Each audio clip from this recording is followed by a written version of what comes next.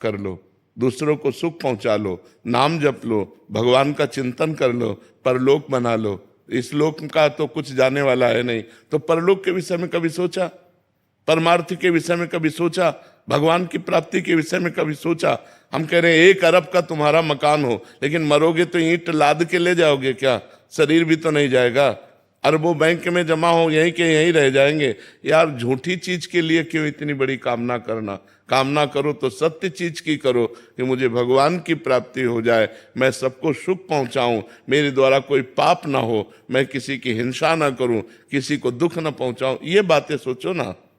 ये बातें सोचोगे तो परेशान हो जाओगे, क्योंकि जितना तुम किसी का मकान देख रहे हो, उसके बाद जब तुम अपना मकान तैयार करोगे तो ऐसा मकान भगवान तुम्हें दिखा देंगे जो तुम्हारा मकान कुछ है ही नहीं उसके आगे। फिर क्या करोगे? फिर और बनाओ, बनाते बनाते मर जाओगे, कुछ होगा नहीं।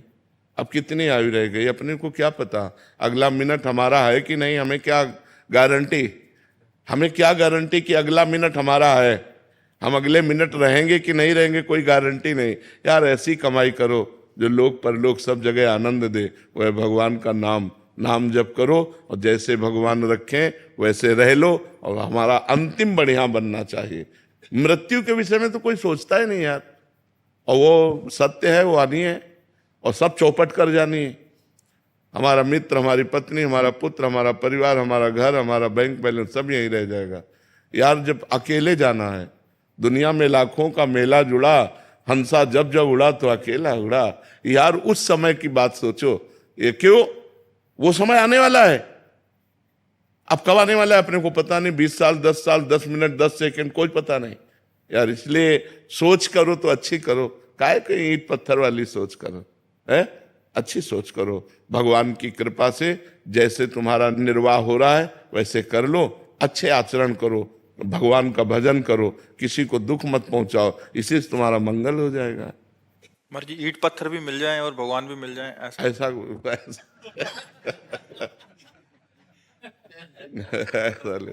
भगवान का लक्ष्य कर लो तो फिर सब व्यवस्था हो सकती है।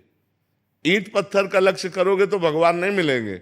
भगवान का लक्ष्य कर लो तो ये सब व्यवस्था हो जाएगी। महाराज जी जैसे जाते रास्ते में कोई मकान देख दिया, भाव आता है, ऐसा मेरा भी होता तभी तो कह रहे जब राम नाम सत्य बोलते हुए देखा होगा तब ले सोते। महात्मा बुद्ध जी को इसी से तो वैराग्य हुआ था। जब अंतिम शव यात्रा को देखा, बोले सबकी होती है, तब बोले अब मैं सत्य को प्राप्त करूंगा। और उन्होंने नियम लिया कि जब तक ब्रह्म बोध नहीं हो जाएगा तब तक मैं उठूंगा नहीं। वैराग्य लेकर के तो जो बोध वृक्ष है उसी के नीचे उनको बोध प्राप्त हुआ, ब्रह्म बोध प्राप्त। इसीलिए वो ब्रह्म के मार्ग में चले। पहले देखा एक बहुत जर्जर बूढ़ा आदमी, तो उनका ये क्या है? बोले मनुष्य है। बोले ऐसा भी मनुष्य होता है? बोले हर एक मनुष्य ऐसा होता है, वो वृद्धावस्था है, वृद्धावस्था में सबकी जर्जर अवस्था, मेरी भी होगी। बोले हाँ। एक दिन भ्रमण में देखा कि राम नाम सत्य। बोले ये क्या है? बोले मुर्दा है। बोले ये मुर्दा क्या होता है? बोले हर आदमी मरता है। बोले हम भी मरेंगे? बोले हाँ।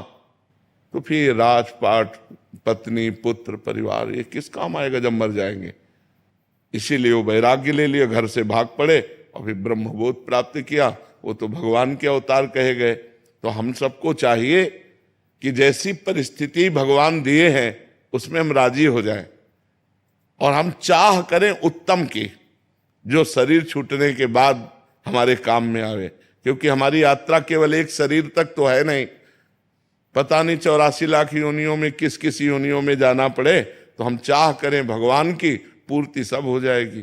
तो चाह ऊंची करो, चाह भगवान से मिलन की करो, तो ये माया अपने आप मिल जाएगी। माया को सब कोई भजे, माधव भजे न कोई। जो एक बार माधव भजे तो माया चेरी होए, माया दासी हो जाती है।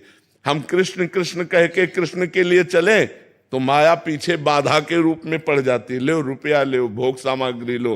और जब हम माया के लिए दौड़ते हैं तो पकड़ में नहीं आती है। इसलिए हम कृष्ण के पीछे दौड़े तो माया हमारे पीछे अपने आप लग जाएगी।